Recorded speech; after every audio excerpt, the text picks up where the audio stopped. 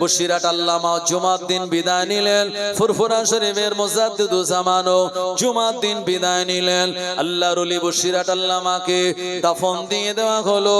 তার 40 বছর পর মাওলানা বাগ দরবার শরীফে 13, 14, 15 ফাল্গুনী সালে সওয়াব, এই 13, 14, 15 ফাল্গুনী সালে সওয়াবে প্রধান মেহমান হিসাবে যিনি দাওয়াতি ছিলেন, ইনভাইট ছিলেন, আল্লাহর ওলি মিসলা হুজুর পীর কেবলা রাহমাতুল্লাহ আলাইহি।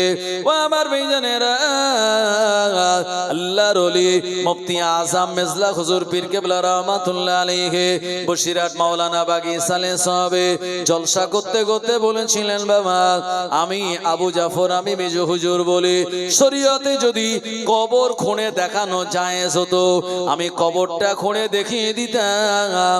40 বছর আগে বসিরহাট আল্লামাকে যেভাবে দাফন দেয়া হয়েছে, 40 বছর পরও আমার আল্লাহ আজও তার লাশটাকে ওইভাবে অক্ষত অবস্থাতেই রেখেছে। আরো জোরে বলেন সুবহানাল্লাহ। ও জওয়ানেরা, আল্লাহর ওলিরা মরে না। পীর আল্লামা সাইফুদ্দিন হুজুর রাহমাতুল্লাহ আলাইহি দুনিয়ার জমিন থেকে বিদায় নেওয়ার কিছু মাস পরে তানার কবরের একটি জায়গা ভেঙে গেল, তানার মাজার মোবারকের একটি জায়গা ভেঙে গেল। একজন মুরিদ জিয়ারত করতে গিয়ে এই বিষয়টা দেখলেন, আর ওই জায়গা দিয়ে এত সুগন্ধি বার হয়েছিল। গোটা ফুরফুরা শরীফের হুজুররা সাক্ষী, গোটা ফুরফুরা শরীফের মুজাদ্দিদুজ্জামানের মাজারের আশপাশে দোকানদারেরা সাক্ষী, ওই দিন যারা গিয়েছিলেন তারা সাক্ষী। হুজুরের মাজার থেকে অত্যন্ত সুন্দর সুগন্ধি জান্নাতি ঘ্রাণ ছড়িয়ে পড়েছিল। আরো জোরে বলেন সুবহানাল্লাহ। উসমান হারুনী রাহমাতুল্লাহ আলাইহি, যিনি এরকম একজন ইলমে বাতিনের মস্ত বড় একজন ওলি বান্দা ছিলেন, ওনারই মুরিদ, ওনারই শাগরেদ হলেন আল্লাহর ওলি, যিনি হলেন চিশতিয়া তরিকার অন্যতম পীর, এবং জানার নামকরণে আপনাদের আমিনপুর সিনিয়র মাদ্রাসার নামকরণ খাজা গরিবে নওয়াজ আজমিরি সঞ্জারি রহমাতুল্লাহ আলাইহি। আমার ভাইজানেরা, উসমান হারুনী রহমাতুল্লাহ আলাইহি তিনি একদিন এশার নামাজের সময় বললেন যে আগামীকাল ফজরের নামাজ যারা আমার পিছনে পড়বে আমার আল্লাহ রাব্বুল আলামিন তাদেরকে জান্নাত দান করবেন। জোরে বলুন সুবহানাল্লাহ। ভাই এমনিতেই ফজরের নামাজে মানুষ কম, কথা ঠিক কি না? ফজরের নামাজে মানুষ অনেক কম আসে, শীতকালে তো আরো কম। তো ফজরের নামাজ একটি গুরুত্বপূর্ণ নামাজ, যে নামাজটাকে বলা হয়েছে সালাওয়াতুল উস্তা, ফজর এবং আসরের নামাজ। এই নামাজ আল্লাহ তাআলার কাছে অত্যন্ত পছন্দনীয়। নবীজি বলেছেন, যারা ফজরের 2 রাকাত সুন্নাত নামাজ আদায় করে নেয়, আর ফজরের 2 রাকাত সুন্নাত নামাজের এত দাম, তাম পৃথিবীতে সোনা দানা টাকা পয়সা ধন দৌলত বিল্ডিং অট্টালিকা যা আছে সব থেকে আরো বেশি দামি হলো ফজরের 2 রাকাত সুন্নাত নামাজ। একবার প্রাণ খুলে বলুন সুবহানাল্লাহ। আমার ভাইজানেরা, জওয়ানেরা, যুবকেরা, সেই নামাজ ফজরের এত গুরুত্বপূর্ণ। আর উসমান হারুনী বললেন, যারা আমার পিছনে আগামীকাল ফজরের নামাজ আদায় করবে আমার আল্লাহ তাদেরকে জান্নাত দেবেন। তবে তোমরা যারা এখানে এসেছো তোমাদেরকে বলি, এই কথা অন্য কাউকে যে বলবে সে কিন্তু আল্লাহর জাহান্নামে যাবে। এই কথাটা কাউকে বলা যাবে না। আর যারা এসেছো আমি তোমাদেরকে এই কথাটা শুনিয়ে দিলাম। আমার ভাইজানেরা, জওয়ানেরা, যুবকেরা, এ দুনিয়া জমিনে আমরা সবাই চাই নিজে বাঁচতে, আর নিজে বাঁচার জন্য আমরা সদা সর্বদা প্রচেষ্টা করি। কিন্তু না না না, দুনিয়া জমিনে আমার আল্লাহর এমন কিছু নেক বান্দা রয়েছেন, আমার আল্লাহর কোরআন মাজিদের আয়াতকে তারা আমাল করেন। আমার আল্লাহ জানিয়েছেন, কু আনফুসাকুম ওয়া আহলিকুম নার, তুমি নিজে বাঁচো এবং তোমার আহলে পরিবারকে জাহান্নামের আগুন থেকে বাঁচাও। ও আমার ভাইজানেরা, আল্লাহর ওলি উসমান হারুনি রাহমাতুল্লাহ আলাইহি যখন তিনি বলে দিলেন আগামীকাল ফজরের নামাজ আমার পিছনে যারা বা জামাতে আদায় করবে আমার আল্লাহ তাদেরকে জান্নাত দান করে দেবেন, এই কথাটা কাউকে বলা যাবে না। যিনি বলবেন উনি জাহান্নামে যাবে। আর হুজুরের মুরিদেরা যে যার মতো ঘরে চলে গেল। সবাই চিন্তা করে আল্লাহর ওলি যে অফার দিয়েছেন এই অফারটা কোন রকম ভাবে মিস করা যাবে না। আগামীকাল ফজরের নামাজ যে কোনো মূল্যে হুজুরের পিছনে বা জামাতে আমাদের আদায় করা লাগবে। হুজুরের অনেক মুরিদ রাতের বেলা ঘুমালেন না, কেউ বা সারা রাত আল্লাহর ইবাদত বান্দেগি করে কাটিয়ে দিলেন। ও নবীর উম্মতেরা, অনেকে সতর্কতার সঙ্গে ঘুমালেন, ফজরের সময় যেন ঘুমখানা ভেঙে যায়। ও আমার ভাইজানেরা, এদিকে দেখা গেল ফজরের সময় হয়ে গেল, দলে দলে দলে দলে মানুষেরা আর উসমান হারুনির পিছনে ফজরের নামাজ আদায় করার জন্য তারা সবাই চলে আসলেন। ও আমার ভাইজানেরা, জওয়ানেরা, যুবকেরা, কিন্তু এশার সময় যতগুলো মানুষ এসেছিল ফজরের জামাতে দেখা গেল ওই মানুষের সংখ্যা অনেক অনেক গুণে বেশি। পিঁপড়ের মতো মানুষেরা আসতে লেগেছে, মসজিদ ভর্তি হয়ে গেল, মসজিদের বারান্দা ভর্তি হয়ে গেল, মসজিদের বাইরে মানুষের জামাত দাঁড়িয়ে গেল। ও আমার ভাইজানেরা, আল্লাহর ওলি উসমান হারুনের মুরিদেরা চিন্তা করে হুজুর গতকাল রাতের বেলা যে কথাটা আমাদের শুনিয়ে দিল আমরা একা একা চলে এসেছি, এ সংবাদ তো আমরা কাউকে দিই না, কিন্তু এত মানুষ জানতে পারলো কি করে? ও আমার ভাইজানেরা, ফজরের নামাজের ইমামতি করলেন উসমান হারুনি রাহমাতুল্লাহ আলাইহি। নামাজ অন্তে নামাজ শেষে উসমান হারুনি বললেন, এ আমার মুরিদেরা, এ আমার খোলাফারা, আমি গতকাল রাতের বেলা বলে দিয়েছিলাম আমার পিছনে আজকে যারা ফজরের নামাজ আদায় করবে আমার আল্লাহ তাদেরকে জান্নাত দান করে দেবে। কিন্তু না না না, এই কথাটা অন্য কাউকে বলতে আমি মানা করে দিয়েছিলাম। কথাটা যে বলবে সে জাহান্নামে যাবে। কিন্তু এত মানুষ কেমন করে জানতে পারলো? নিশ্চয়ই আমার মুরিদদের ভিতরে, আমার খলিফাদের ভিতরে কেউ একজন আমার এই সংবাদটা চারিদিকে প্রচার করে দিয়েছে। প্রচার যদি না হতো এত মানুষের সমাগম হতো না। উসমান হারুনি রাহমাতুল্লাহ আলাইহি তানার মুরিদদের দিকে তাকিয়ে বলেন, কে বাবা এই কাজ করেছো? সবাই মাথা উঁচু করে বলেন, হুজুর আপনি হলেন আমাদের পীর, আপনি হলেন আমাদের শায়েখ, আপনার কথাকে আমরা কোনোভাবেই অমান্য করতে পারিনি। হুজুর আমরা কেউ বলিনি এই কথাটা। হুজুর দেখলেন সবাই তো দীপ্ত কণ্ঠে জবাব দিচ্ছে, কিন্তু একজন মাথা নিচু করে আছেন। আর এ সময় উসমান হারুনি তানার দিকে তাকালেন। উনি কে জানেন? উনি আর অন্য কেউ নয়, উনি হলেন হিন্দুস্তানের বাদশাহ গরিবে নওয়াজ, যিনি হলেন প্রিয় নবী সাল্লাল্লাহু আলাইহি ওয়াসাল্লামের বংশের আওলাদ।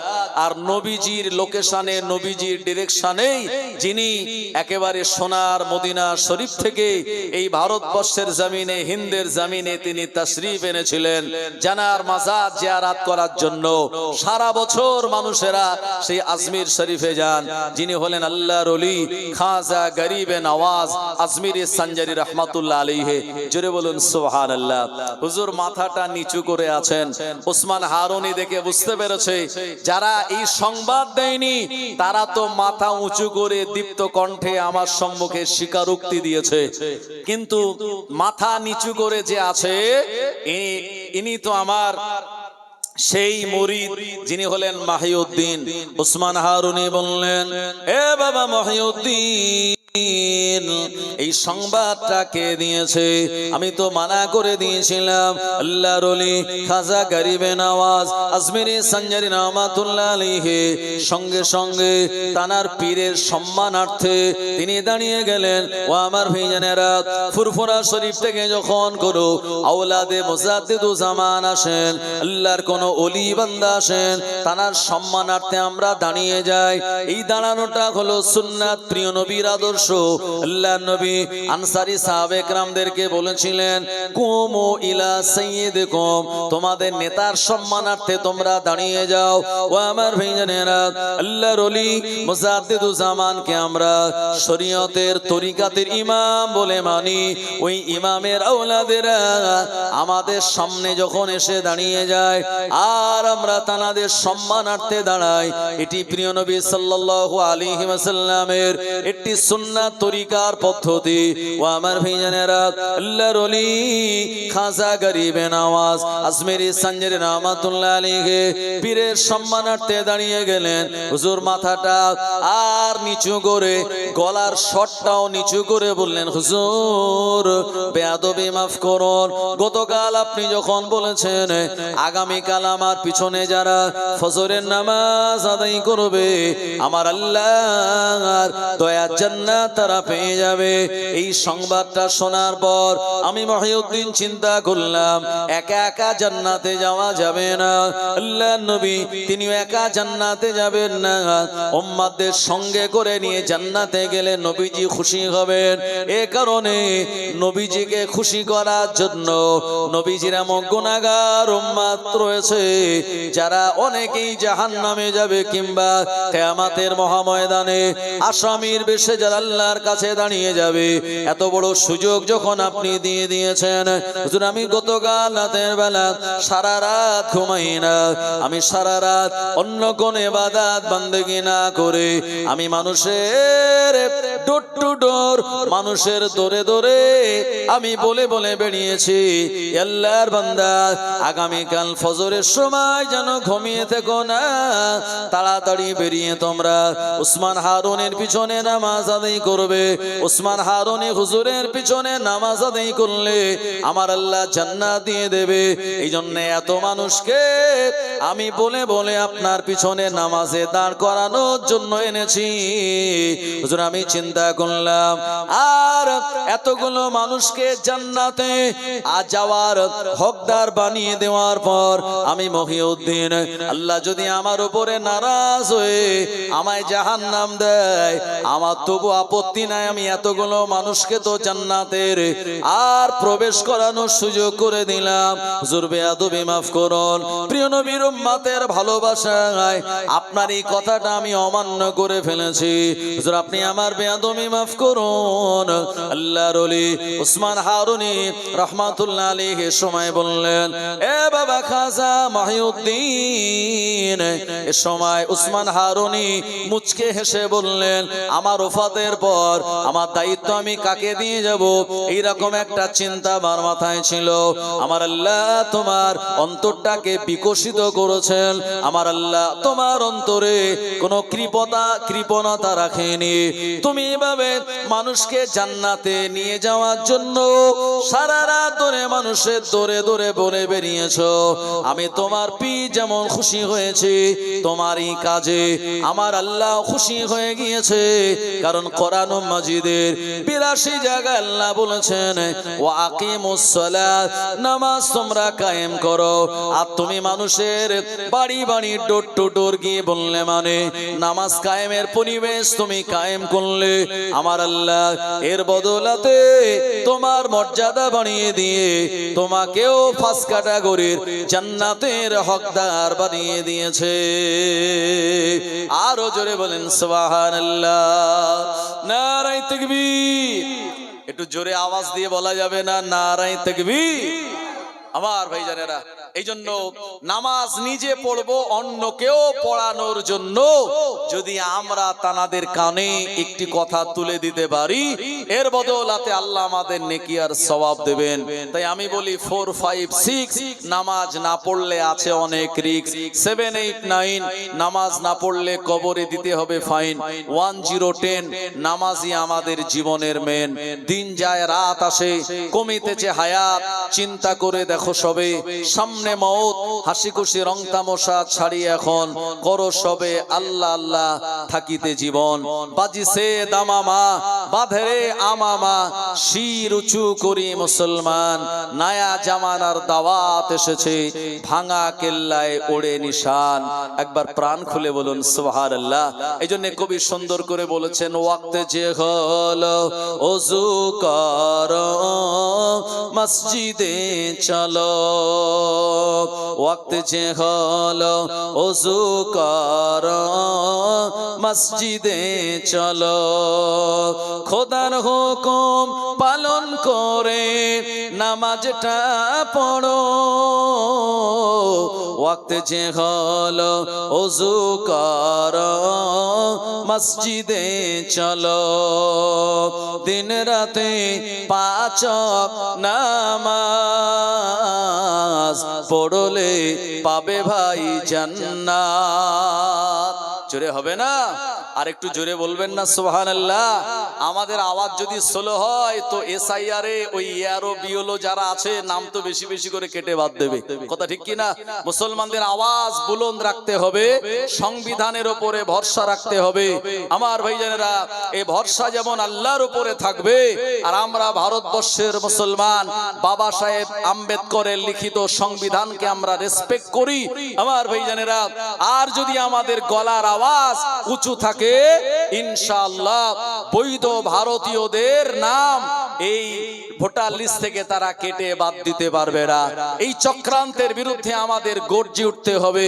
আপনারা জানেন আমাদের সংগঠনের নাম লেকচারার্স অ্যাসোসিয়েশন অফ বেঙ্গল, যার অবজারভারের দায়িত্বে আছেন পীরজাদা মহিবুল্লাহ হুসাইনি ভাইজান, যিনি অ্যাডভাইজের দায়িত্বে আছেন পীরজাদা তামিম সিদ্দিকী সাহেব এবং সাদান সিদ্দিকী সাহেব এবং আব্দুল্লাহিল মারুফ সাহেব থেকে শুরু করে আমাদের টোনার আব্দুল হাকিম সাহেব হুজুর থেকে শুরু করে বড় বড় 100 আলেম ওলামা এই সংগঠন তানারা করেন। গত 24শে জানুয়ারি মালঞ্চ বাজারে এই লজিক্যাল ডিসক্রিপেন্সির বিরুদ্ধে ইসিআই যেভাবে সাধারণ মানুষকে হয়রানি করার নতুন ফাঁদ পেতেছে তার বিরুদ্ধে আমরা আন্দোলন গড়ে তুলেছিলাম।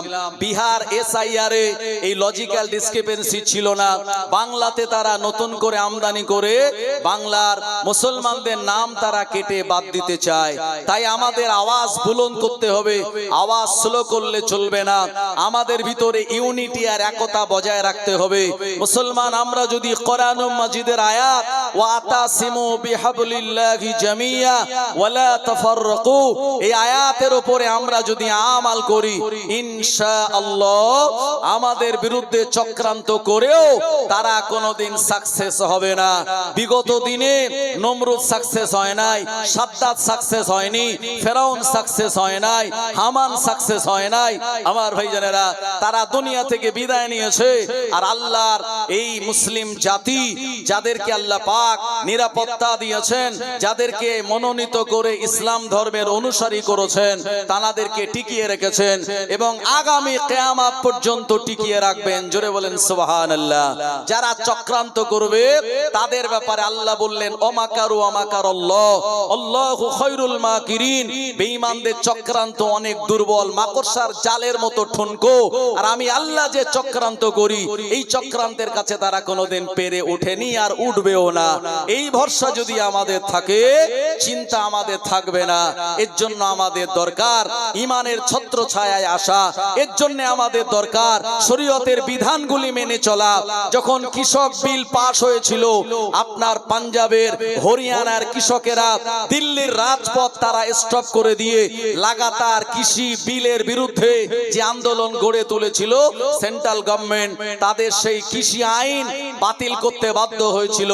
কিন্তু মুসলমান আমরা বিভিন্ন ভাবে বিভক্ত, আমরা এক জায়গায় হতে পারিনি বলেই আমরা এই ওয়াকাফ বিলের বিরোধিতা করেও সাকসেস হতে পারিনি। তবে আগামী দিনে ভরসা আমাদের হারালে হবে না। এই ভরসা আর একত্রিতের সঙ্গে যদি আমরা থাকতে পারি ইনশাআল্লাহ বিজয় আল্লাহ আমাদেরকে দেবেন। একবার জোরে বলেন সুবহানাল্লাহ।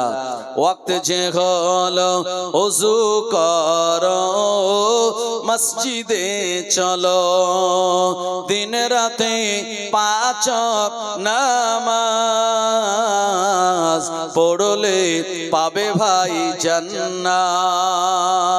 ফজরের সময় হলে তাড়াতাড়ি মসজিদে যাও চলে, বিছানায় থেকো না শুয়ে, আল্লাহ তাআলা রহমত দেন ঢেলে, আল্লাহ তাআলা রহমত দেন ঢেলে। জোহরের সময় হলে কাজটা তাড়াতাড়ি দাও ছেড়ে, কিছু সময় দাও নামাজে, সফলতা আসবে জীবনে, সফলতা আসবে জীবনে। ওয়াক্ত যে হলো ওযু করো, মসজিদে চলো, দিন রাতে 5 ওয়াক্ত নামাজ পড়লে পাবে ভাই জান্নাত। জোরে বলেন না সুবহানাল্লাহ, আর একটু জোরে হবে না সুবহানাল্লাহ? নারে তাকবীর। ये तो दुनिया है, यहाँ नेक काम करोगे तो सवाब पाओगे और गुनाह करोगे तो अज़ाब पाओगे।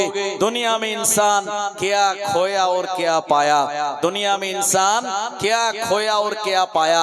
फिल्म आया तो इल्म गया, क्रिकेट आया तो काम गया, टीवी आया तो नींद गया, रिवायज आया तो सुन्नत गया, दौलत आया तो मोहब्बत गया, बैंक आया तो बरकत गया, लालच आया तो सुकून गया, और মোবাইল আয়া তো মুলাকাত গায়া।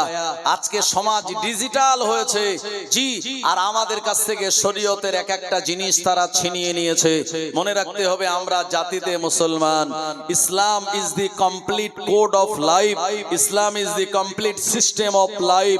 ইসলাম হলো পরিপূর্ণ একটি জীবন ব্যবস্থা। এই ধর্ম আর কর্ম এইটাকে যদি আমরা ঠিক রাখতে পারি, ইনশাআল্লাহ কোনোভাবেই কেউ কোনোদিন আমাদেরকে বিপদের মধ্যে ফেলতে পারবে না। একবার জোরে বলুন সুবহানাল্লাহ। আমার ভাইজানেরা, জওয়ানেরা, যুবকেরা, কওমে বানি ইসরাইলে একজন লোক ছিল। ভাই লোকটা খুব একটা ভালো ছিল না, মদ খেত, লোকটা ব্যভিচার করত। এলাকার লোকেরা বলল, তোমার মতো ব্যক্তি আমাদের এই এলাকাতে থাকবে না, এখান থেকে তোমাকে আমরা বার করে দিলাম, আমাদের এই এলাকায় তুমি আর কোনোদিন আসবে না। এই মানুষটা এই অন্যায় কাজ করত বলে এলাকার সমাজ ব্যবস্থা তার নামে বিচার করে তাকে ওই সমাজ থেকে বহিষ্কার করে দিল।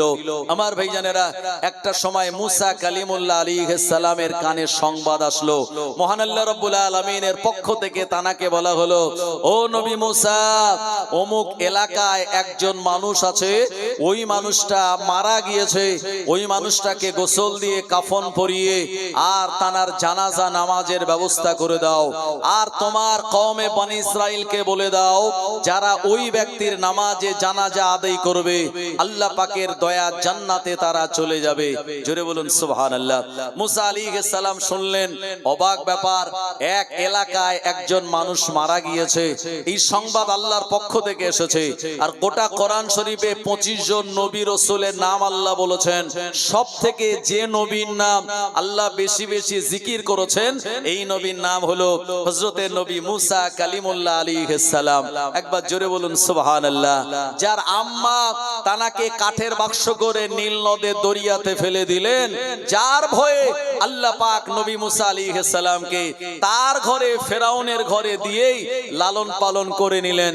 ফেরাউন তা মোটেও টের পেল না, আসলে আমার বিরোধিতা, আমার গদির যে এই দখলদারি নেবে, সে আমার ঘরে লালন পালন হচ্ছে, এটা ফেরাউন কোনোভাবেই জানতে পারেনি। এটি হলো আল্লাহ পাকের কৌশল। জোরে বলেন সুবহানাল্লাহ। আমার ভাইজানেরা, জওয়ানেরা, যুবকেরা, ইউসুফ নবীর বিরুদ্ধে চক্রান্ত করেছিল জুলেখা। জুলেখা বুঝতে পারেনি যে জামা যদি টেনে আর পিছন দিকে ছিঁড়ে যায়, মাসুম বাচ্চা সাক্ষ্য দিয়ে দেবে ইউসুফ নবীর পক্ষে। পক্ষে যে ইউসুফ নবীর গায়ের পাঞ্জাবি পিছন দিকে ছিঁড়লে জুলাইখা দোষী আর সামনে ছিঁড়লে ইউসুফ নবী দোষী। এ জুলাইখা আগে জানতো না, যদি জানতো তো আপনার ইউসুফ নবীর সামনের জামা টেনে ছিঁড়ে দিত, কিন্তু জুলাইখার জানা ছিল না। মাসুম বাচ্চা কিসেন সাক্ষ্য দিয়ে বলল, জুলাইখা যখন ইউসুফকে দোষী করে, আপনি দেখুন ইউসুফ নবীর গায়ের জামা কোন দিকে ছাড়া, যদি সামনের দিকে ছাড়া হয় তো ইউসুফ নবী দোষী, আর পিছন দিকে ছাড়া হলে জুলাইখা দোষী। জুলাইখা এই জায়গাতেই ফেসে গেল। আল্লাহ ইউসুফ নবীকে সম্মানিত করলেন আর জুলাইখা অপমানিত অপদস্থ হয়ে গেল। একবার জোরে বলুন সুবহানাল্লাহ। আমার ভাইজানেরা, জওয়ানেরা, যুবকেরা, এই জন্য নবী মুসা আলাইহিস সালাতু সালাম তিনি আল্লাহর সঙ্গে খুব বেশি কথা বলতেন, এই জন্য তানাকে বলা হয় কালিমুল্লাহ। একবার জোরে বলুন সুবহানাল্লাহ। মুসা নবী একদিন আল্লাহকে বলছে, আল্লাহ কোন এলাকার যদি 5 জন বদমাইশি করে আপনি সবার উপরে আযাব আর গজব দেন কেন? এর ভিতরে তো অনেক ভালো মানুষও মারা যায়। আল্লাহ বললেন, মুসা তোমার প্রশ্নের জবাব তুমি পরে পাবে। এরপরে একদিন মুসা আলাইহিস সালাম একটা জায়গায় দাঁড়িয়ে আছে, একটা লাল পিঁপড়ে এসে মুসা নবীর পায়ে কামড় দিয়েছে। ভাই পিঁপড়ের হুলে থাকে ফর্মিক অ্যাসিড, আমরা ভৌত বিজ্ঞানে পড়েছি। হ্যাঁ, আপনার ওই যে তেঁতুলে থাকে টাটারিক অ্যাসিড, লেবুতে থাকে সাইট্রিক অ্যাসিড, দইতে থাকে ল্যাকটিক অ্যাসিড, আর লাল পিঁপড়ার হুলে থাকে ফর্মিক অ্যাসিড। ওই অ্যাসিড যেই আমাদের শরীরে প্রবেশ করে তখনই আমাদের জ্বালা দেয়। আমার ভাইজানেরা, মুসা আলাইহিস সালামের পায়ে যেই পিঁপড়ে কামড়ালো, মুসা নবী খুব রেগে গেলেন। এমনি জালালি মেজাজের নবী, আজরাইল ফেরেশতাকে যে চড় কষিয়ে দেয়, বুঝতে পারছেন? এই নবীর পায়ে পিঁপড়ে কামড়েছে।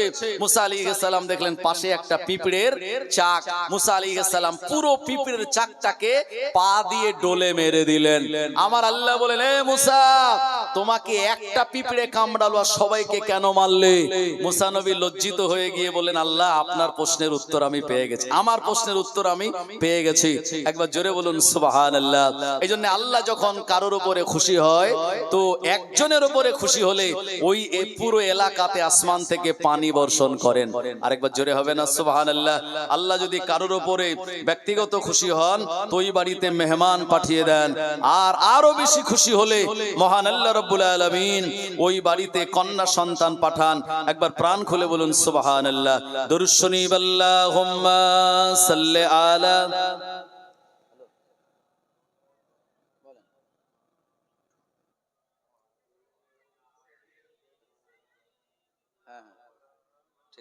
হ্যাঁ হ্যাঁ হ্যাঁ। চাঁদ বলে আমি নয় তুমি নবী সুন্দর, ফুল বলে সুবাসিত নবীজির অন্তর।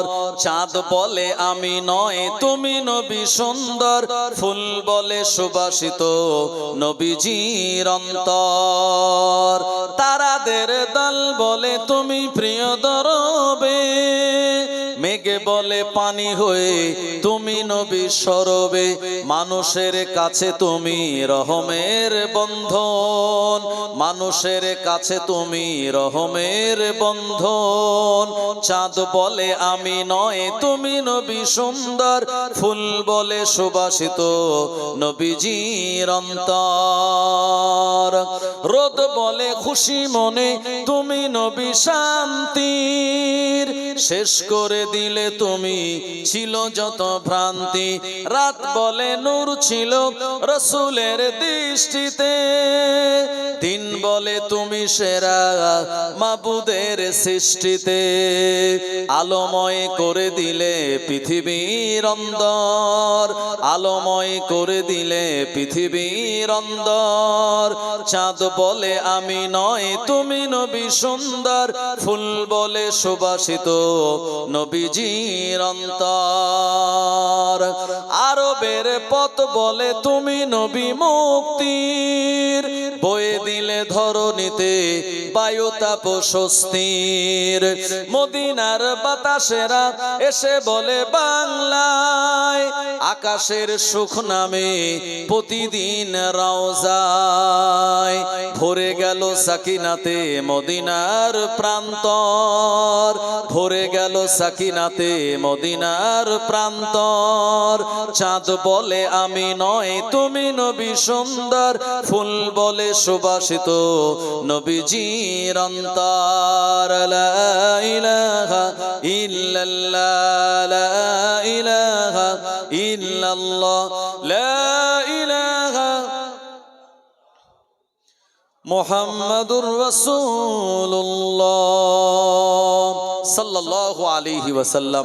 আমার ভাইজানেরা, নবী মুসা কালিমুল্লাহ আলাইহিস সালাম তিনি চলে গেলেন আল্লাহ তাআলার দেওয়া লোকেশন অনুযায়ী ওই জায়গাতে। সেখানে গিয়ে দেখলেন একজন ব্যক্তি মরুভূমির ময়দানে, ব্যক্তিটা মরে পড়ে আছে।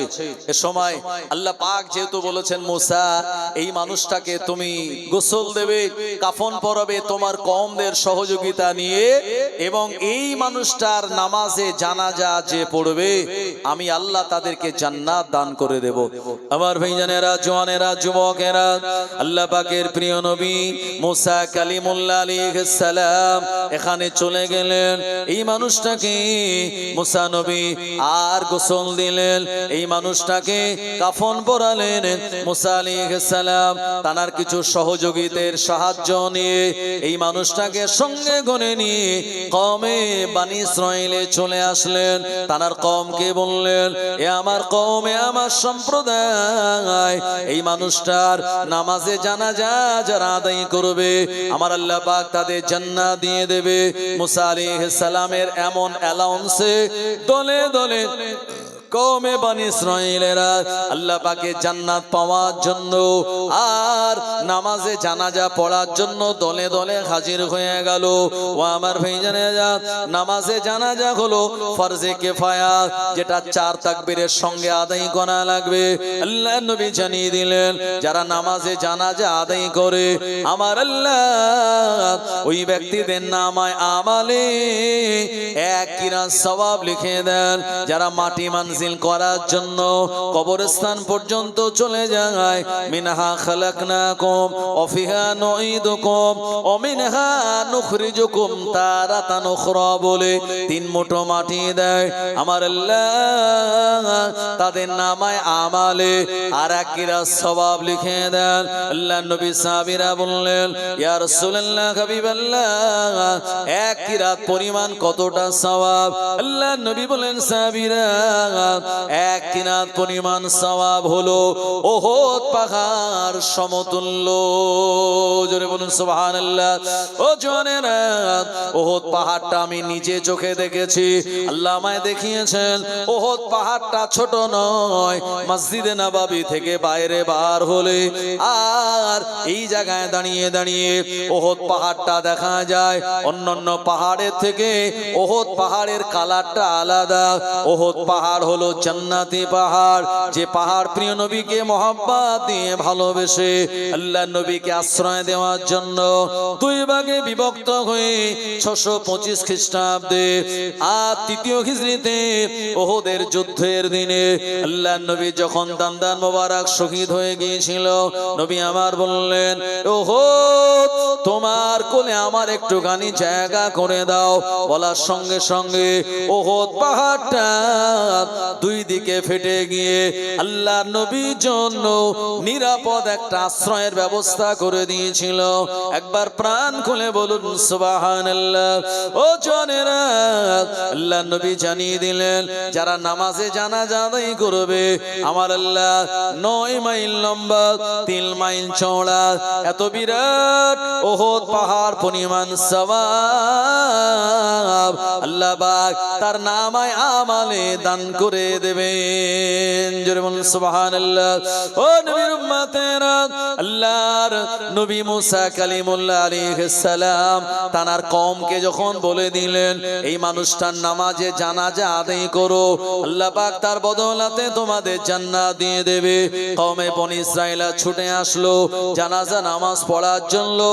এ সময় কওমে বনি ইসরাইল বলল, ও নবী মুসা, যে মানুষটার নামাজে জানাজা পড়লে আল্লাহ জান্নাত দেবে, ওই মানুষের মুখটা আমরা একটু দেখতে চাই। মানুষটাকে, এই মানুষটার চেহারাটা কেমন একটুখানি দেখতে চাই। আল্লাহ পাকের নবী মুসা কালিমুল্লাহ আলাইহিস সালাম এ সময় তিনি এই মানুষটার কাফনটা আলগা করলেন।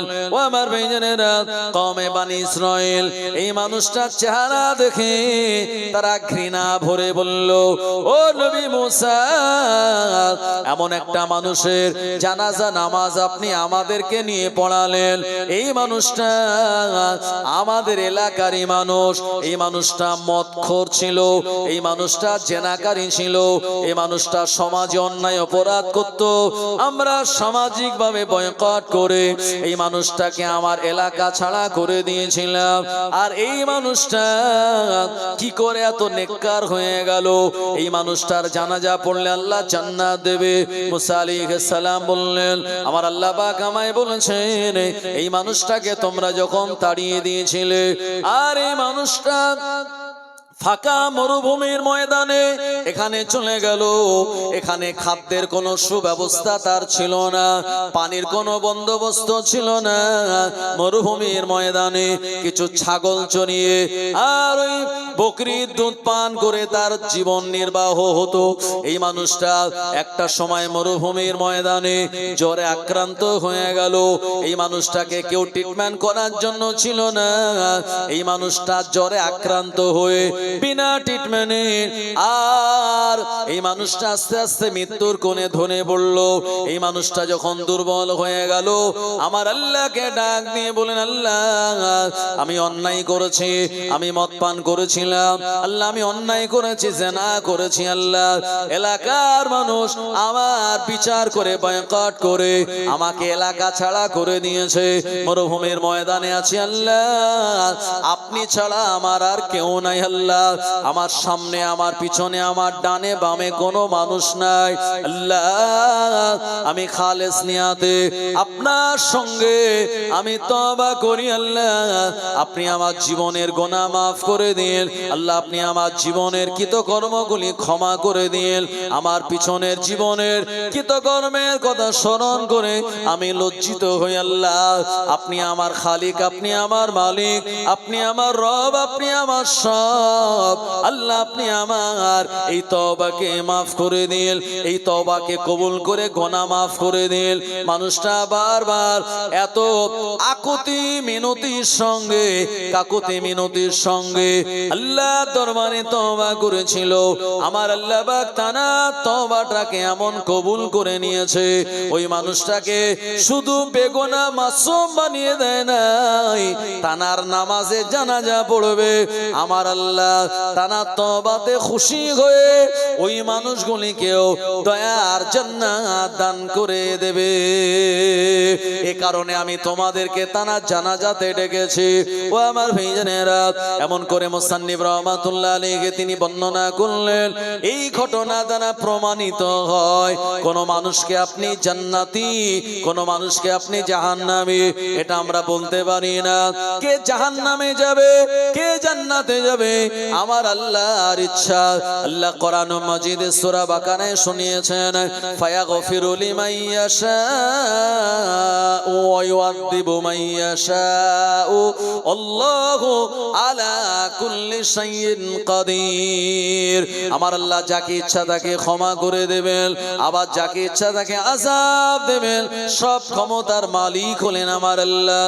ও জওয়ানেরা, যুবকেরা, এজন্য দুনিয়া জমিনে আমরা যদি ভালো কাজ করে যেতে পারি, দুনিয়া জমিনে শরীয়তের বাউন্ডারির ভিতরে যদি থাকতে পারি, আর জীবনে যদি আমরা তওবা করি, তওবা শব্দের অর্থ হলো ফিরে আসা। রাতের বেলা ঘুমানোর আগে কেউ যদি তওবা করে, আস্তাগফিরুল্লাহ আল্লাযী লা ইলাহা ইল্লা হুয়াল হাইয়ুল কাইয়্যুম ওয়া আতুবু ইলাইহি, এই তওবাটা আল্লাহ যদি কবুল করে নেন, নবীজি বলেছেন সমুদ্রের ফেনার থেকে ওই বান্দা বান্দির গুনাহ যদি আরো বেশি হয়, আল্লাহর দরবারে তওবাটা কবুল হলে আমার আল্লাহ তার জীবনের পাহাড় পাহাড় গুনাহগুলি মাফ করে দেন। আরো জোরে বলেন সুবহানাল্লাহ। ও নবীর উম্মতেরা, এইজন্য আল্লাহর ওলিয়া উলিয়াদের সংস্পর্শে যারা এসেছে তারা তওবা করেছে।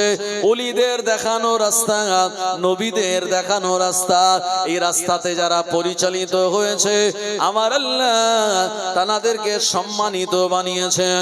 দিল্লির জমিন একজন আল্লাহর ওলি ছিলেন, জানার নামকরণে কুতুব মিনার। আল্লাহর ওলির নাম হলো কুতুবউদ্দিন বখতিয়ার কাকি রহমাতুল্লাহ আলাইহি।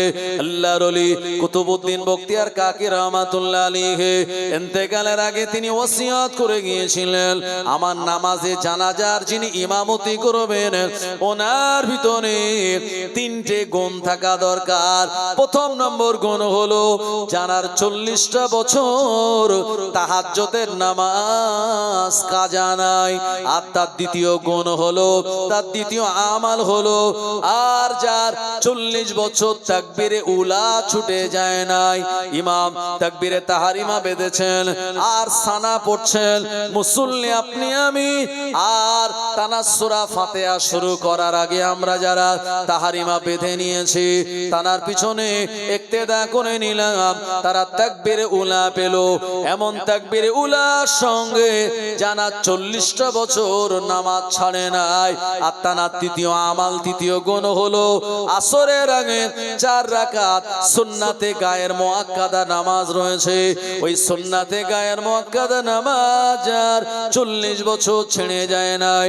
এই 3 গুণের অধিকারী আমি কুতুবউদ্দিন, আমার নামাজে জানাজার ইমামতি করবে। জোরে বলুন সুবহানাল্লাহ। এই গুণগুলি, আল্লাহু আকবার, আল্লাহু আকবার, জিন্দাবাদ জিন্দাবাদ, আল্লাহু আকবার, জিন্দাবাদ জিন্দাবাদ। আমার ভাইজানেরা, জওয়ানেরা, যুবকেরা, তো এই যে 3টে গুণ, এই গুণ তো যাতাই গুণ নয়। 40টা বছর যার তাহাজ্জুদের নামাজ কাজা নাই, 40 বছর যার তাকবীরে উলা ছাড়েনি, 40 বছর যার আসরের ফরজ নামাজের আগে 4 রাকাত সুন্নাতে গায়ের মুআক্কাদা যার ছাড়েনি, ওই ব্যক্তি আমার নামাজের ইমামতি করবেন। আমার ভাইজানেরা, আল্লাহর ওলি কুতুবউদ্দিন বখতিয়ার কাকি রহমাতুল্লাহ আলাইহি জানার নামকরণে দিল্লির কুতুব মিনার আল্লাহর ওলি দুনিয়া জমিন থেকে বিদায় নিলেন। এজন্য নবী বলেছেন কোন যোগ্য আলেমের ইন্তেকাল মানে ওই জগতের মৃত্যু। মৌতুল আলেমে মৌতুল আলাম বলছে কোন আলেমের ইন্তেকাল মানে ওই জগতে যেন মৃত্যু ঘটলো। এইজন্য একজন হাক্কানি আলেমের অনেক বেশি দাম। কোন হাক্কানি আলেম যদি কোন এলাকায় কোন কবরস্থানের পাশ দিয়ে হেঁটে যায়, ওই আলেম বান্দার হাক্কানি আলিম উলামাদের সম্মানার্থে আল্লাহ ওই কবরবাসীর কবরের আযাবকে মাফ করে দেন। জোরে বলুন সুবহানাল্লাহ। আমার ভাইজানেরা, এই কথা বলতে গিয়ে আরেকটি কথা আমার মনে পড়লো। ভাই আল্লাহর ওলি বড় বিশ্বাস হুজুর রহমাতুল্লাহ আলাইহির কাছে একজন মহিলা এসেছেন, এসে বলছেন হুজুর আমার 18-19 বছরের একটি যুবতী মেয়ে সে দুনিয়া থেকে বিদায় নিয়েছে। আমি মা, আমি হলাম বিধবা, আমার মেয়েটাই আমার একমাত্র সন্তান ছিল। ওই মেয়েটা চলে যাওয়ার পর হুজুর আমি অত্যন্ত ব্যথিত, আমি দুঃখিত। সেই মেয়েটাকে আমি একটুখানি দেখতে চাই স্বপ্ন যোগে। হুজুর আপনি কোন আমায় আমাল বলে দিন যে আমালের কারণে আমার মেয়েটাকে আমি স্বপ্নের ভিতরে দেখতে পাবো। আমার ভাইজানেরা, জওয়ানেরা, যুবকেরা, আল্লাহর ওলি পিরানে বিদস্তগীর গাউসুল আজম মাহবুবে সুবহানী কুতুবে রব্বানী বড় পীর আব্দুল কাদিরুল জিলানী বললেন মা তোমার যে মেয়েটা মারা গেল ওই মেয়েটাকে তুমি স্বপ্ন যোগে দেখতে পারো, একটি আমাল যদি তুমি করো। মহিলা বলল হুজুর কি আমাল আপনি আমায় বলে দিন। আল্লাহর ওলি বড় পীর সাহেব হুজুর বললেন মা তুমি সূরা তাকাসুরের আমাল করো। বিসমিল্লাহির রহমানির রহিম। আলহাকুমুত তাকাসুর হাত্তা যুরতুমুল মাকাবির কাল্লা সাওফা তা'লামুন সুম্মা কাল্লা সাওফা তা'লামুন। এই সূরা তাকাসুরে যদি আমাল এশার নামাজের পরে রাতের বেলা তুমি করতে পারো, 11 দিন কিংবা 21 দিনের মাথায় তোমার ওই মৃত মেয়ের সঙ্গে স্বপ্ন যোগে তোমার দেখা হয়ে যাবে। ও আমার ভাইজানেরা, ওই মহিলা ঘরে চলে গেল। আল্লাহর ওলির বলা ওই আমাল তিনি এশার নামাজের পরে করতে লাগলেন। থাকলেন, এশার নামাজের পরে আমাল করে রাতের বেলা ঘুমিয়ে যান। 11 দিন টানা যখন আমাল হয়ে গেল, ওই 11 দিন পর একদিন রাতের বেলা মা স্বপ্ন দেখে আর একটা এলাকার উপর নিয়ে চলে যাচ্ছেন। ওই এলাকাটা দুর্গম এলাকা। এই দুর্গম এলাকা পেরিয়ে সামনে বিরাট বড় একটি ময়দান, ওই ময়দানের দিকে চলে গেলেন। ওখান থেকে আরো সামনে এগিয়ে গেলেন। এই জায়গায় যাওয়ার পর একটা বিরাট বড় আগুনের অগ্নিকুণ্ড, এই অগ্নিকুণ্ডর দিকে তিনি ফলো করে দেখলেন ওই জায়গাতে ওই মেয়েটা যার হাতে শিকল জাহান্নামের, যার গলায় জাহান্নামের বেড়ি, যার পায়ে জাহান্নামের বেড়ি, ওই মেয়েটা জাহান্নামের ভিতরে আছে। মাকে দেখে চিৎকার করে বলে, আম্মা আপনি আমায় জাহান্নাম থেকে বাঁচান মা, ও আমার আম্মা, আমি জাহান্নামের আগুন আর সহ্য করতে পারি না মা। দুনিয়াতে আমার সামান্য কষ্ট হলে আপনি এসে আমার এমন করে পাশে দাঁড়াতেন, আজকে আমি জাহান্নামের ভিতরে, মা আপনি আমায় জাহান্নাম থেকে বাঁচান। মেয়ের এমন দুরবস্থা দেখে, জাহান্নামের ভিতরে এমন আযাব দেখে মা স্বপ্নের ভিতরে কাঁদতে শুরু করলেন। আমার ভাইজানেরা, কেঁদে কেঁদে মায়ের চোখ দিয়ে পানি গড়িয়ে বালিশখানা ভিজে গেল। মায়ের ঘুম ভেঙে গেল। ফজরের নামাজের আজান শুনে আসসালাতু খায়রুম মিনান নাওম, মা ঘুম ভেঙে দেখলেন তানার মাথার বালিশখানাও ভিজে গিয়েছে। ও আমার ভাইজানেরা, ও নবীর উম্মত উম্মাদানিরা, মা ঝরঝর করে কাঁদতেছেন। এমন সময় মা ফজরের নামাজ কালাম আদায় করে আল্লাহর ওলি মুজাদ্দিদ, আল্লাহর ওলি বড় বিশ্বাস হুজুরের দরবারে চলে গেলেন। মাশাআল্লাহ, ফুরফুরা শরীফ থেকে পীরজাদা সম্মানীয় জুনায়েদ সিদ্দিকী ভাইজান তিনি চলে এসেছেন। তানার সম্মানার্থে তাকবীর দান, নারে তাকবীর, নারে তাকবীর। আওলাদে মুজাদ্দিদু জামান, আওলাদে মুজাদ্দিদু জামান, সম্মানীয় ভাইজান হুজুর কিবলা, সম্মানীয় ভাইজান হুজুর কিবলা, সিলসিলায়ে হক মুজাদ্দিদু জামান, মুজাদ্দিদু জামানের হক সিলসিলা, নারে তাকবীর। মাশাআল্লাহ, ফুরফুরা শরীফ থেকে ভাইজান হুজুর চলে এসেছেন। আপনারা দেরি না করে তাড়াতাড়ি মজলিসে চলে আসুন। দুরূদ শরীফ, আল্লাহুম্মা সাল্লি আলা সাইয়্যিদিনা মাওলানা মুহাম্মাদ ওয়া আলা আলিহি।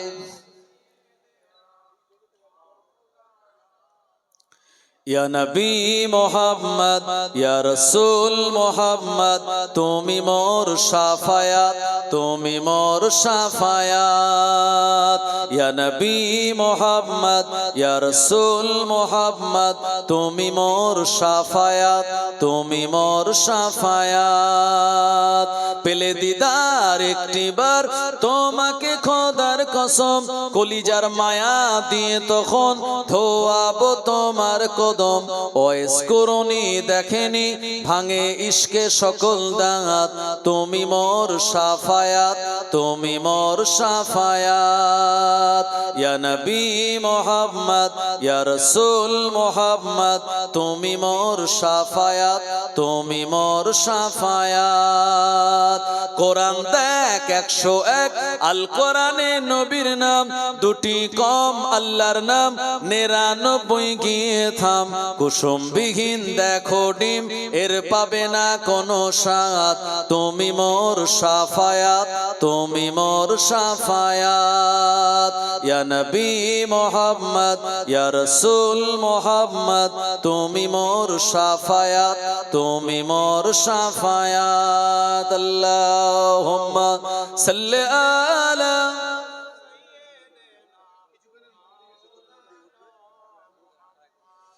আসলে যদি ফুটবল খেলা হতো না, মাঠে জায়গা দেওয়া যেত না লোকের। কি ফুরফুরা শরীফ থেকে আওলাদে মুজাদ্দিদুজ জামান চলে এসেছেন। আমি আপনাদের সবাইকে সবিনয় নিবেদন করব, এই এলাকার মানুষ সবাই জ্ঞানী গুণী শিক্ষিত এডুকেটেড লোক, তাই না?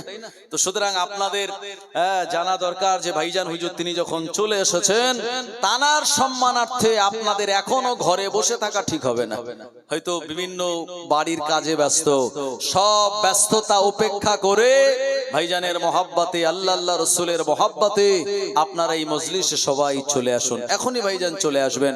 আমি যে কথা আলোচনা করছিলাম, এখন এই মহিলা হুজুরের কাছে গেলেন কাঁদতে কাঁদতে, কারণ নবীজি বলেছেন লা ইয়াবকা মিনান নবুওয়াত ইল্লাল মুবাশশিরাত।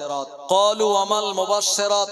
ক্বালা রুইয়া সালিহা আও কামা ক্বালা নবী সাল্লাল্লাহু আলাইহি ওয়াসাল্লাম।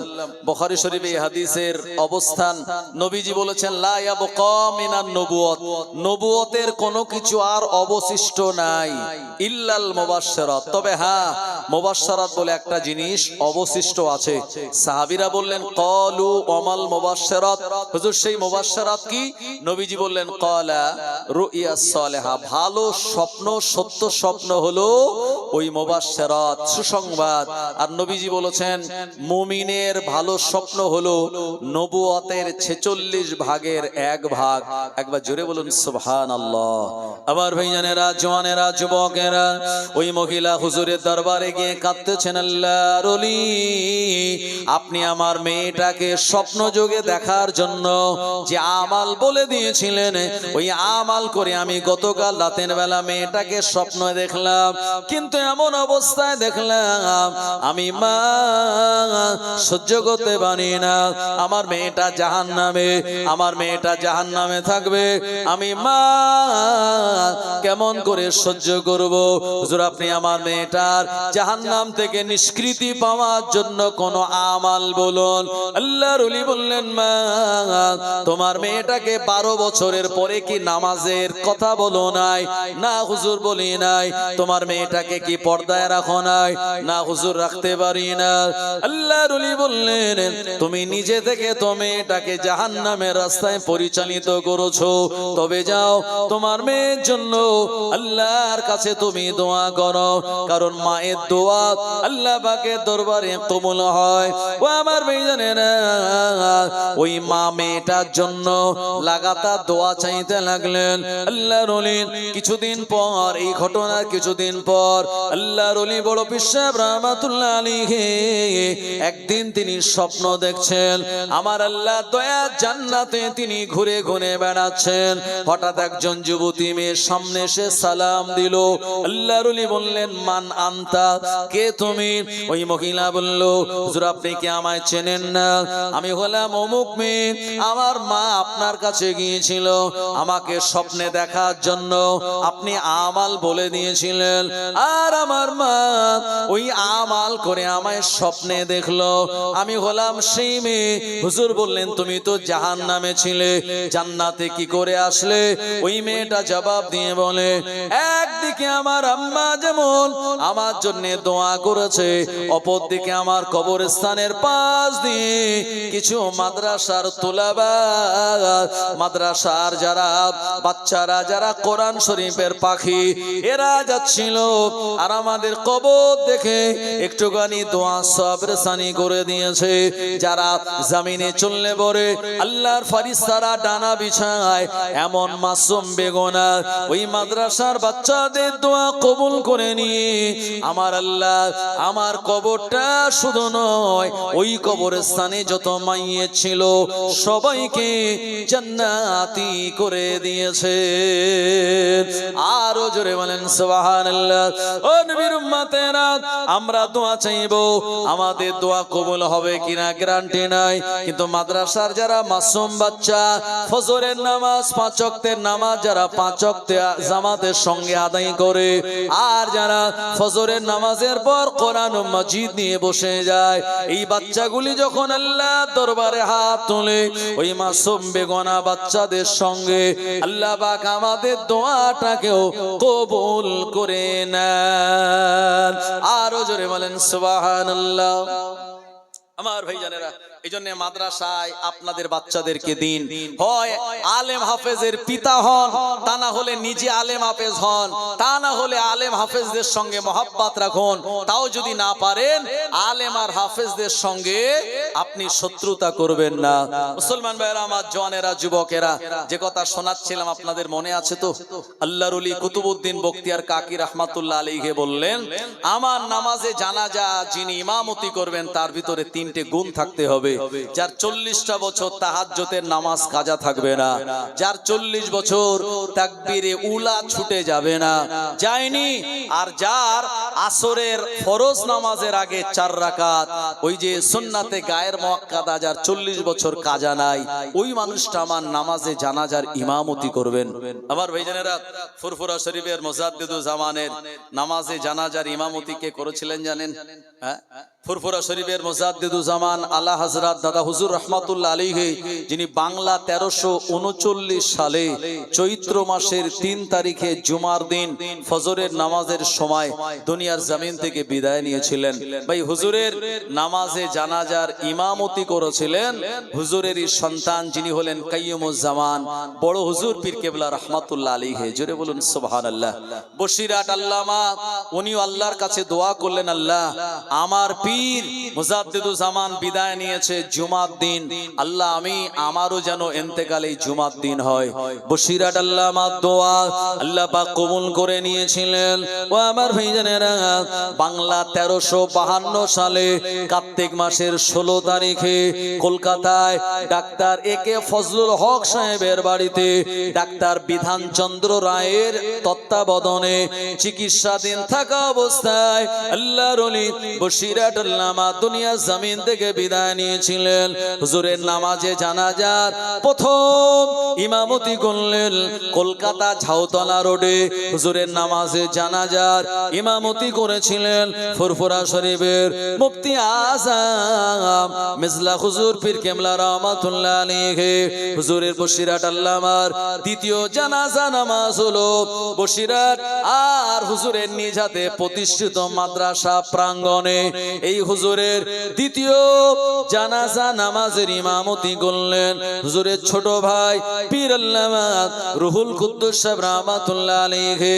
আল্লাহর ওলি বসিরহাট আল্লামা দোয়া আল্লাহ কবুল করে নিয়ে জুমার দিন তানাকে ইন্তেকাল দিয়েছিলেন। আর নবীজি জানিয়ে দিলেন, মান মাতা ফি লাইলাতিল জুমা আও ইয়াউমিল জুমা, যে ব্যক্তি জুমার রাতে বা জুমার দিন ইন্তেকাল করে, উকিনা ফিন্নার, আমার আল্লাহ জাহান্নামের আযাব থেকে তাকে নাজাত দান করে দেন। আরো জোরে বলেন সুবহানাল্লাহ।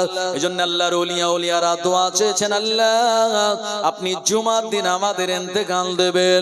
বসিরহাট আল্লামা জুমার দিন বিদায় নিলেন, ফুরফুরা শরীফের মুজাদ্দিদুজ জামানও জুমার দিন বিদায় নিলেন। আল্লাহর ওলি বসিরহাট আল্লামাকে দাফন দিয়ে দেওয়া হলো। তার 40 বছর পর মাওলানা বাগ দরবার শরীফে 13, 14, 15 ফাল্গুনী সালে সওয়াব, এই 13, 14, 15 ফাল্গুনী সালে সওয়াবে প্রধান মেহমান হিসাবে যিনি দাওয়াতি ছিলেন, ইনভাইট ছিলেন, আল্লাহর ওলি মিজলা হুজুর পীর কেবলা রাহমাতুল্লাহ আলাইহি। ও আমার ভাইজানেরা, আল্লাহর ওলি মুফতি আযম মিজলা হুজুর পীর কেবলা রাহমাতুল্লাহ আলাইহি বসিরহাট মাওলানা বাগী সালে সওয়াবে জলসা করতে করতে বলেছিলেন, বাবা আমি আবু জাফর, আমি মেজো হুজুর বলি, শরীয়তে যদি কবর খুঁড়ে দেখানো জায়েজ হতো, আমি কবরটা খুঁড়ে দেখিয়ে দিতাম। 40 বছর আগে বসিরহাট আল্লামাকে যেভাবে দাফন দেয়া হয়েছে, 40 বছর পর আমার আল্লাহ আজও তার লাশটাকে ওইভাবে অক্ষত অবস্থাতেই রেখেছে। আরো জোরে বলেন সুবহানাল্লাহ। ও জওয়ানেরা, আল্লাহর ওলিরা মরে না। পীর আল্লামা সাইফুদ্দিন হুজুর রাহমাতুল্লাহ আলাইহি দুনিয়ার জমিন থেকে বিদায় নেওয়ার কিছু মাস পরে তানার কবরের একটি জায়গা ভেঙে গেল, তানার মাজার মোবারকের একটি জায়গা ভেঙে গেল। একজন মুরিদ জিয়ারত করতে গিয়ে এই বিষয়টা দেখলেন, আর ওই জায়গা দিয়ে এত সুগন্ধি বার হয়েছিল। গোটা ফুরফুরা শরীফের হুজুররা সাক্ষী, গোটা ফুরফুরা শরীফের মুজাদ্দিদুজ জামানের মাজারের আশপাশে দোকানদারেরা সাক্ষী, ওই দিন যারা গিয়েছিলেন তারা সাক্ষী, হুজুরের মাজার থেকে অত্যন্ত সুন্দর সুগন্ধি জান্নাতি ঘ্রাণ ছড়িয়ে পড়েছিল। আরো জোরে বলেন সুবহানাল্লাহ।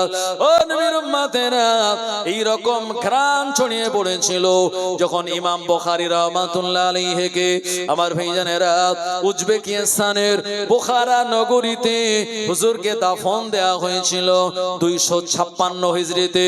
ইমাম বুখারী রাহমাতুল্লাহ আলাইহি শাওয়াল চাঁদের প্রথম তারিখে ঈদের রাতের বেলা ইমাম বুখারী রাহমাতুল্লাহ আলাইহি বিদায় নেওয়ার পর হুজুরের মাজার থেকে, মাজারের মাটি থেকে এই রকম জান্নাতি সুঘ্রাণ আকাশ বাতাসে চারিদিকে ছড়িয়ে পড়েছিল।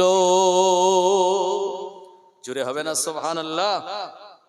এই যে পীরজাদা সানাউল্লাহ সিদ্দিকী ভাইজান গত কয়েকদিন আগে কদমগাছি সর্দার পাড়া দিনের বেলা মাহফিলে ওখানে ছিলেন, তো আমি ওখানে জুমা পড়াই।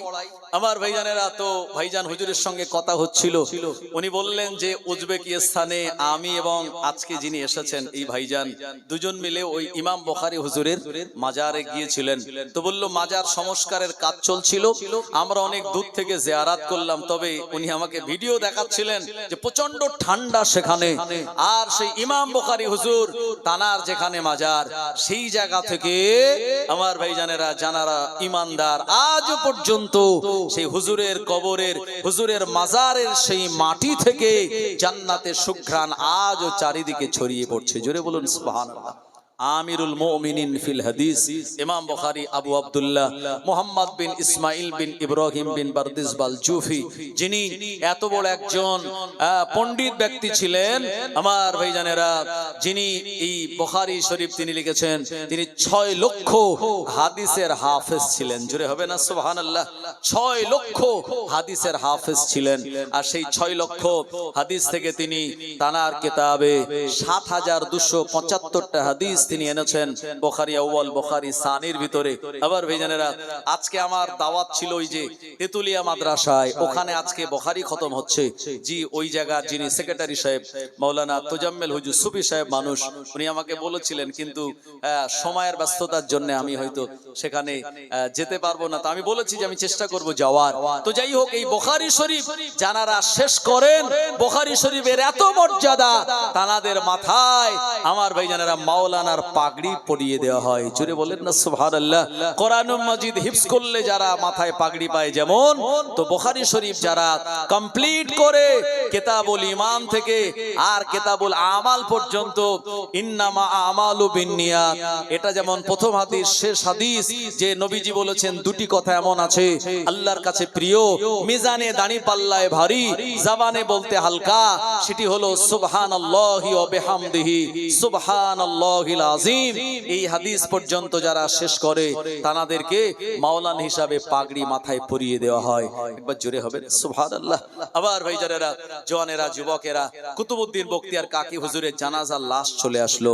মানুষেরা দলে দলে তানার জানাজা নামাজ আদায় করার জন্য চলে এসেছেন। সবাই জানাজা পড়বেন। হঠাৎ করে একজন ঘোষক ঘোষণা করে দিয়ে বলল, আল্লাহর ওলি কুতুবউদ্দিন বখতিয়ার কাকি রাহমাতুল্লাহ আলাইহির নামাজে জানাজা যিনি ইমাম হবেন, তানার ভিতরে এই 3টি আমাল থাকা লাগবে। না না না, এই আমালের কথা যখন অ্যালাউন্স করা হলো, হুজুরের নামাজে জানাজার ইমামতি করার জন্য সামনে কেউ আগিয়ে আসে না।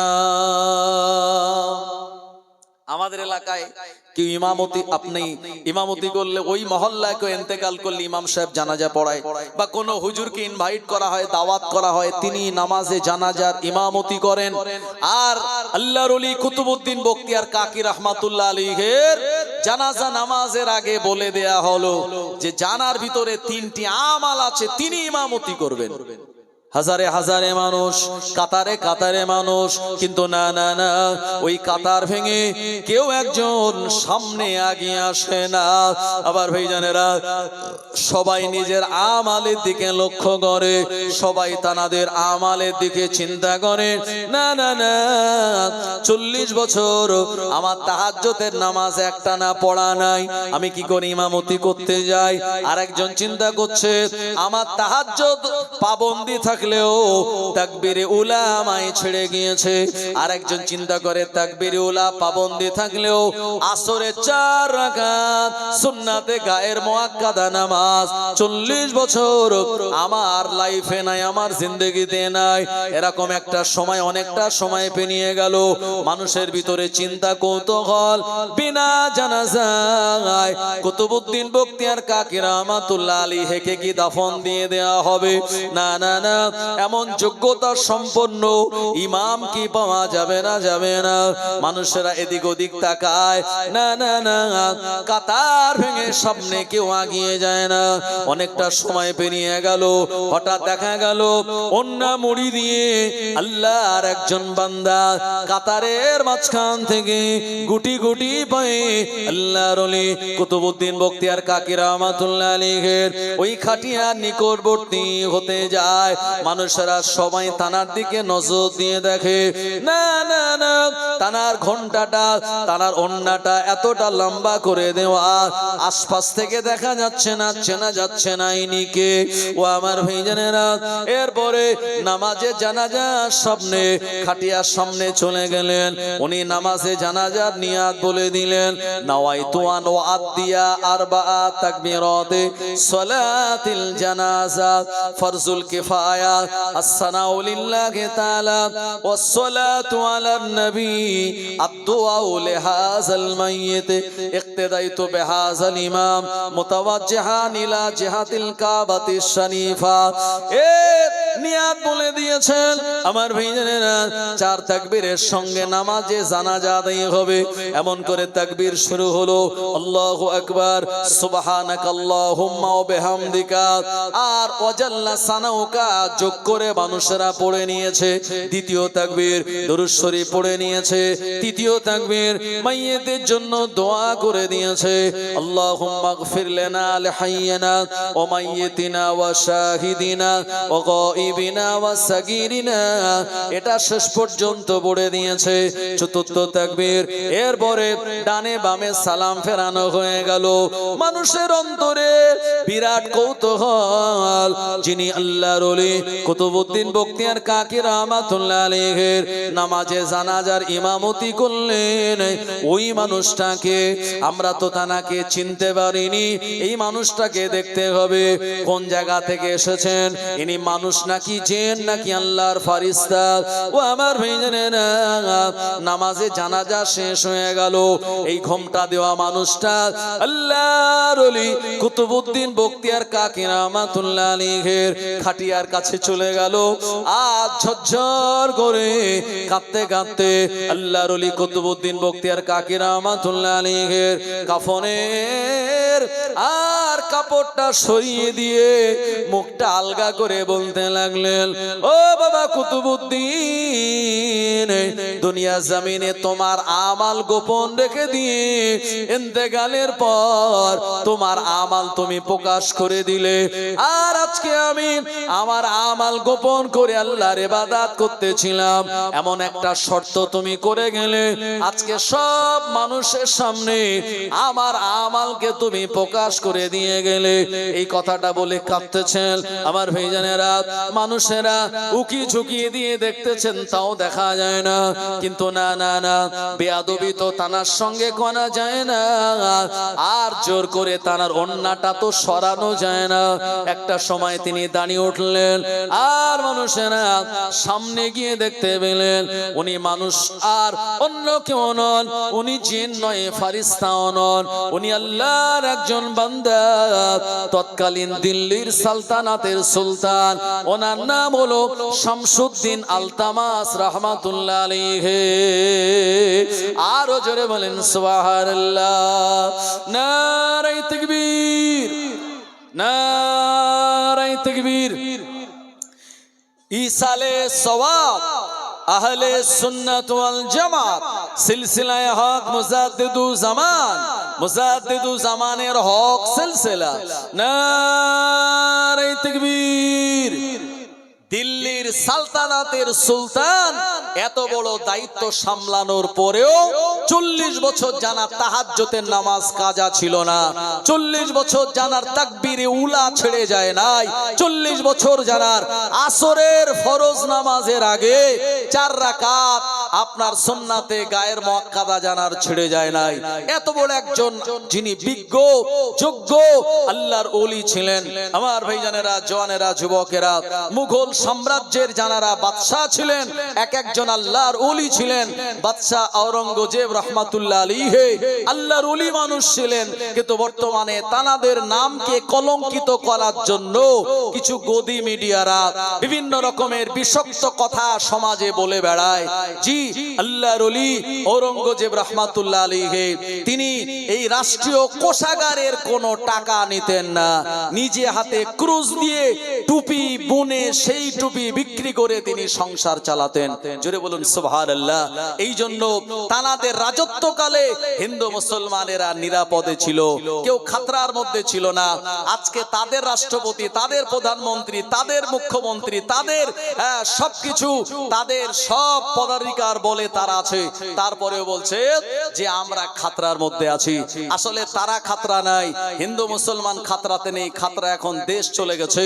আমার ভাইজানেরা, এইসব গুলি মানুষকে আড়াল করার জন্য বিভিন্ন রকমের নতুন নতুন সামনে তারা এমন আনছে, মানুষকে সদা সর্বদা পেরেশানের ভিতরে রাখছে। সকালবেলা কাজ কামে যাওয়ার দরকার নাই, কাগজপত্র পুরনো কোন জায়গায় আছে বার করে জেরক্সের দোকানে যাও, আর লম্বা লাইন দিয়ে সেখানে হয়রানি হও। এই হয়রানির জবাব মানুষ একটা সময় দেবে, এবং মানুষেরা বর্তমানে সজাগ। সোশ্যাল মিডিয়ার জামানায় মানুষ আগের থেকে অনেক বেশি অ্যাক্টিভ, তারা জানে। সুতরাং আমাদের বুঝতে হবে এই দুনিয়ার জমিনে কোরআন মাজিদের আল্লাহর সেই আয়াতে কারিমার আমাল আমাদের করতে হবে। আল্লাহ শুনিয়েছেন, ইয়া আইয়ুহাল্লাযীনা আমানুত্তাকুল্লাহ, ইয়া আইয়ুহাল্লাযীনা আমানুত্তাকুল্লাহা হাক্কা তুকাতিহি ওয়া লা তামুতুন্না ইল্লা ওয়া আনতুম মুসলিমুন। আমার আল্লাহ জানিয়েছেন, হে বিশ্বাসী ইমানদারেরা, হে ঈমানওয়ালো, ইত্তাকুল্লাহ, তোমরা আল্লাহকে ভয় করো, আর হাক্কা তুকাতিহি, প্রকৃত ভয় করার মতো ভয় করো, ওয়ালা তামুতুন্না, তোমরা মরো না, ইল্লা ওয়া আনতুম মুসলিমুন, যতক্ষণ পর্যন্ত তোমরা পাক্কা মুসলমান হতে না পারছো। ও আমার ভাইজানেরা, দুনিয়া জমিনে যখন আযান হবে, আল্লাহর এই হুকুমকে তামিল করার জন্য আমরা সম্মিলিতভাবে যদি নামাজে চলে যাই, ও আমার ভাইজানেরা, আগামী কয়েকদিন পর আমাদের কাছে রমজানুল মুবারক মাসের রোজা। রমজান হলো আমাদের কাছে মেহমান। আল্লাহ পাক কোরআন মাজিদে শুনিয়েছেন, ইয়া আইয়ুহাল্লাযীনা আমানু কুতিবা আলাইকুমুস সিয়াম কামা কুতিবা আলাল্লাযীনা মিন ক্বাবলিকুম লাআল্লাকুম তাত্তাকুন। আমার আল্লাহ জানিয়েছেন, হে বিশ্বাসী ইমানদারেরা, কুতিবা আলাইকুমুস সিয়াম, আমি আল্লাহ তোমাদের উপরে রোজাকে ফরজ করলাম। আসলে রোজা শব্দটা হলো ফারসি শব্দ। গোটা কোরআন শরীফে কোন জায়গায় রোজা শব্দ নাই, সব জায়গায় আছে সম, বহু বচনে সিয়াম। নামাজ শব্দটাও ফারসি শব্দ। নামাজের আরবি হলো কি জানেন? নামাজের আরবি হলো সালাত। ও আমার ভাইজানেরা, অনেকে বলে শবে বারাত কোরআন হাদিসে কোন জায়গায় নাই। সত্যি নেই, শবে বারাত বলে কিচ্ছু নাই। যেটা আছে সেটা হলো নিসফুল লাইল মিনাশ শাবান। শবে বারাত এটা তো ফারসি শব্দের সংমিশ্রণ। যেটা আছে হাদিসে শবে বারাত সম্পর্কে, নিসফুল লাইল মিনাশ শাবান, শাবান চাঁদের অর্ধেক রজনী। আমার ভাইজানেরা, তাই আমরা যারা শবে বারাত পালন করি, যারা করে না তারা বলে কোরআন হাদিসে কোন জায়গায় শবে বারাত নেই, তোমরা পালন করো কেন? ভাই তাদেরকে ঘুরিয়ে বলবেন, ভাই কোরআন হাদিসে কোন জায়গায় নামাজ তো নেই, রোজা তো কোন জায়গায় লেখা নেই, তো তোমরা পালন করো কেন? আসলে আরবি হলো সালাত, ফারসিতে হলো হলো নামাজ, আরবি হলো সোম বা সিয়াম বহু বচনে, আর ওটা ফার্সিতে আমরা বলি রোজা। শবে বারাত এটি ফার্সি আরবির সংমিশ্রণ। অরিজিনাল আরবি হলো নিসফুল লাইল মিনাশ শাবান, যেটা আসছে আগামী মঙ্গলবার রাত, যেটি হলো শবে বারাতের রাত। প্রিয় নবী সাল্লাল্লাহু আলাইহি ওয়াসাল্লামের বিবি আম্মা আয়েশা বলছেন, নবীজি আমার ঘরে শায়িত, গভীর রাতের বেলা আমার ঘুম ভেঙে গেল, আমি পাশে তাকিয়ে দেখি নবীজি আমার বিছানায় নাই। আম্মা আয়েশা রাদিয়াল্লাহু আনহা বলেন, নবীজিকে আমি যখন বিছানায় পেলাম না, আমার চিন্তা হলো না জানি চারিদিকে নবীজির দুশমন কুফারে মক্কা আর বিভিন্ন মানুষেরা নবীজির দিনের বিরোধিতা করে, তারা চক্রান্ত করে, না জানি আল্লাহর নবী কোন জায়গায় গেলেন। আম্মা আয়েশা রাদিয়াল্লাহু আনহা অল্প বয়সের নবীজির বিবি, যিনি সব থেকে বেশি হাদিস বর্ণনা করেছেন, এমন করে সাহাবিয়াদের ভিতরে আম্মা আয়েশা রাদিয়াল্লাহু আনহা, তার বর্ণিত হাদিসের সংখ্যা হলো 2210টি। সাহাবে কেরামদের ভিতরে যিনি সব থেকে বেশি হাদিস বর্ণনা করলেন, ওই সাহাবীর নাম হলো হযরত আবু হুরায়রা রাদিয়াল্লাহু আনহু, জানার বর্ণিত হাদিসের সংখ্যা হলো 5374টা। ও আমার ভাইজানেরা, আম্মা আয়েশা বলেন, আমি রাতের বেলা উঠে গিয়ে অন্যান্য বুবুদের ঘরে দেখলাম আল্লাহর নবী ওখানে আছেন কিনা। না না না, ওখানে নবীজি নাই। আমি আয়েশা আর আমি চারিদিকে ঘুরতে লাগলাম। একটা সময় দেখলাম আল্লাহর হাবিব তানার হুজরা মোবারক থেকে বেরিয়ে মদিনার প্রসিদ্ধতম কবরস্থান জান্নাতুল বাকি, যে জায়গাতে ইমাম মালিক রাহমাতুল্লাহ আলাইহির মাজার, জান্নাতুল বাকিতে উসমানে গনি, জান্নাতুল বাকিতে আম্মা জান ফাতিমা, জান্নাতুল বাকিতে হযরত ইমাম হাসান। ও আমার ভাইজানেরা, আল্লাহর নবী 10,000 সাহাবে কেরামগণেরা শায়িত আছেন। এই জান্নাতুল বাকি হলো আল্লাহর জান্নাত, উপরে দুনিয়া নিচে জান্নাত। এই জান্নাতুল বাকি জিয়ারত করার মতো সুযোগ আল্লাহ আমায় করে দিয়েছেন, আমি নিজে চোখে দেখে এসেছি। আমার ভাইজানেরা, ও নবীর উম্মতেরা, প্রিয় নবী আমার জান্নাতুল বাকিতে আর কবর জিয়ারত করেন, মাগফিরাত কামনা করেন। আম্মা আয়েশা বলেন, এমন অবস্থায় আল্লাহর নবীকে দেখে আমি দৌড়ে দৌড়ে বাড়ি চলে আসলাম। আর আমার দৌড়ে দৌড়ে আসার কারণে আমার শ্বাস প্রশ্বাস জোরে জোরে চলতে লাগলো। খানিকক্ষণ পর নবীজি ঘরে আসলেন। আমি আয়েশা জোরে জোরে আমার নিঃশ্বাস প্রশ্বাস চলছিল বলে নবীজি আমার আলতো করে আমাকে ছুঁয়ে বললেন, ও আয়েশা, ও আমার বিবি আয়েশা, তোমার শরীরটা খারাপ নাকি? এমন করে তোমার শ্বাস প্রশ্বাস জোরে জোরে কেন যায়? আম্মা আয়েশা বললেন, ইয়া রাসূলুল্লাহ, ইয়া হাবিবাল্লাহ, হুজুর রাতের বেলা আমার ঘুমখানা ভেঙে গেল, আপনাকে আমি পাশে দেখতে পাই না। আমি চিন্তিত হয়ে পড়লাম, কোন জায়গায় আপনি গেলেন? আর আপনাকে খোঁজার জন্য আমি জান্নাতুল বাকি পর্যন্ত চলে গেলাম। ওখানে গিয়ে আপনাকে জিয়ারত করতে দেখলাম। আর আপনি আমায় দেখলে হয়তো বকাঝকা করবেন, বেয়াদবি আমার হয়ে যাবে। এ কারণে আমি দৌড়ে দৌড়ে আসার জন্য আমি হাঁপিয়ে গিয়েছি। আল্লাহর হাবিব বললেন, ও আয়েশা, তুমি কি জানো না আজকের রাত হলো নিসফুল লাইল মিনাশ শাবান, শাবান চাঁদের অর্ধেক রজনী। এই চাঁদ শাবান, এই রাত আল্লাহর কাছে বড় গুরুত্বপূর্ণ। এই রাতের দোয়া আল্লাহ পাক তিনি কবুল করে নেন। এ কারণে আমি রাসূলুল্লাহ আর কবরস্থানে গিয়ে জিয়ারত করতেছিলাম। জোরে বলুন সুবহানাল্লাহ, আরো মহব্বত করে বলুন সুবহানাল্লাহ। প্রিয় নবী বললেন, জুরুল কুবরা ফাইন্নাহু তুযাক্কিরুল মাউতা, আও কামা ক্বালা নবী সাল্লাল্লাহু আলাইহি ওয়াসাল্লাম। প্রিয় নবী বললেন, বেশি বেশি করে কবর জিয়ারত করো। কবর জিয়ারত করলে মরণের কথা স্মরণ হবে, মরণের কথা স্মরণ হলে মানুষের গুনাহ কম হবে। তাই আপনি এই শবে বারাতের দিনে বা আগের দিনে আসরের নামাজের পর আব্বা আম্মার কবরটা জিয়ারত করুন, সম্ভব হলে রাতের বেলা জিয়ারত করুন আর মাগফিরাতের দোয়া করুন। কারণ প্রিয় নবী বলেছেন মানুষ ইন্তেকাল করলে সব আমালের দরওয়াজা বন্ধ হয়ে যায় ইল্লা মিন সালাসা, তিনটি আমালের দরওয়াজা বন্ধ হয় না।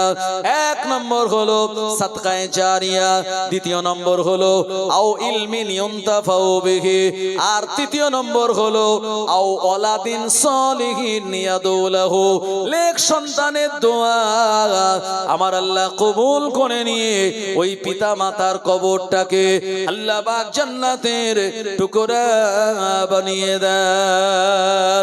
আরো জোরে বলেন সুবহানাল্লাহ। এজন্য কবর জিয়ারত করা হলো একটি নফল ইবাদত। এই কবর জিয়ারত আপনি করুন।